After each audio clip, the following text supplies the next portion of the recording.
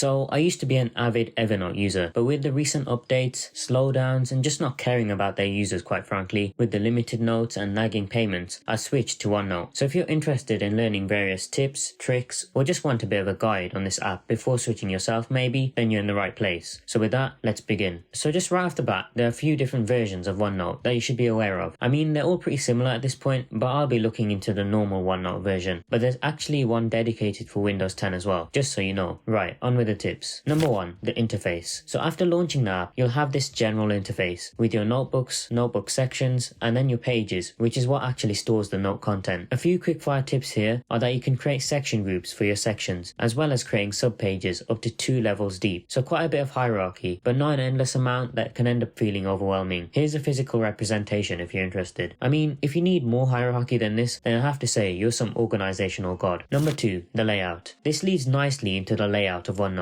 which is something that many people don't tailor to their preference. So if you go to the View tab, you'll have the option to lay out your tabs in a vertical or horizontal orientation. Vertical tabs is generally what most people are probably used to because it follows more of a folder structure with the additional ability to hide your sections with this button. But I find that you end up with this black bar at the top of your note area, which is just a bit redundant. So if you press the horizontal tabs, this space gets filled nicely with your sections, and you have a few other options available to you as well. So if you press the notebook area and then press the pin icon, you can pin your notebook list as a side panel if you want. And if you want to customize even further, then by going to the file menu and then going to the options button and then finally to display, you can choose to have the notebook list and the page list either to the right or left respectively. Personally, I prefer to have the horizontal view with the notebook list not pinned with the 2 panels to the left, as this just seems to give the most optimal view without duplicating stuff. Number 3, dark mode. Next up is dark mode, which you can activate by going to file and then account and then selecting the theme as black for example. Though you will notice that this doesn't affect your note page color and this remains white. To change this, go to the View tab and then click switch background. So yeah, be sure to set up your OneNote app in the way that suits you best. You can also tell OneNote to change with your system theme as well. This was one of the settings that I covered in a 25 Windows settings that you must change video, so be sure to check the cards for that. Number 4, note page setup. Talking about the note page, let's talk about its setup. So generally, many people like myself just prefer typing in the note area, which is fine, but if you want to customize the look of this area even further, then consider using the ruler lines, which you can apply to your notes from the View tab and then going to the rule line drop down. You also have a grid option in here if you prefer, and you can even set what new pages look like when you create them right from within here too by pressing this button. In addition to this, you can also change the page color, which is irrespective of dark mode or light mode, as this just changes the way that your page looks on your screen rather than the actual color of the page. And a final quick tip for note setup is actually using the page templates. So if you go to the Insert tab and then go to Page Templates, you have a few to select from in here, but if you actually click the Page Templates button, a side panel will open up with various template options. There's absolutely loads in here, ranging from the more decorative type, various themes, and even to the specific size of paper if you want. Number 5, linking, attachments, and tags. Right, so that covers the setup of pages, but what about tips regarding the actual content within the pages themselves? So first of all, while you're typing in your notes, if you want to add a reference between another note section or page, then just go to Insert and then Link, or just press Ctrl K to get at this menu quickly. I'll go over keyboard shortcuts a bit later in the video, so be sure to stick around for those. But yeah, from here you can then click the page or section, and this will get embedded as a hyperlink for you and will update accordingly as well if the reference document changes for example. Similarly, you can also insert files, both as the actual file and a file printout, which are options that can easily be glossed over. Again, the file attachment is just your standard function, which just attaches the file to the note, while the printout option will essentially take a screenshot of your document pages and insert them for you into OneNote, so you can view and manipulate them further if you wish. Note that the printout option will also attach a copy of the document to your note as well as the screenshots, so you can just delete the attachment if you don't want that. And a final tip that I'll include in here is the fact that you can add tags to your note. So if you go to the Home tab and then you go to the tabs group of controls, you have a few different options. So to add a tag, you can just press this drop down and select one of the built-in tag options. This will then insert a tag at that paragraph or sentence, and if you want to create your own tag, you can just press Customize and then press Add New Tag to create one of your choice with an appropriate icon too. The best bit about this is the fact that you can then go into this menu from wherever you are in OneNote and choose to find specific tags across your whole OneNote account via various filters and tag type. Super handy. And likewise, the search button in the top right area works in the same way as well. Okay, so here's some rapid fire bonus tips that I thought I'd include in the middle of this video, as there wasn't really a logical logical place to list them. So firstly is right clicking. So if you right click on an image, you can then press copy text from picture and then paste as needed. Similarly, you can right click anywhere in OneNote and then press this button to insert your name and date and time super easily. Due to the floaty nature of OneNote, coming from other apps and the ability to zoom out as far as the eye can see was a bit weird, so I find using the zoom to page width command in the view tab really handy. Also, if you right click a note, you can mark it as unread. This way your note will get a slight dot applied to it, so you know to return to it at a later point in time, as well as highlighting the content as well. If you right click on a notebook, you can choose to sync it,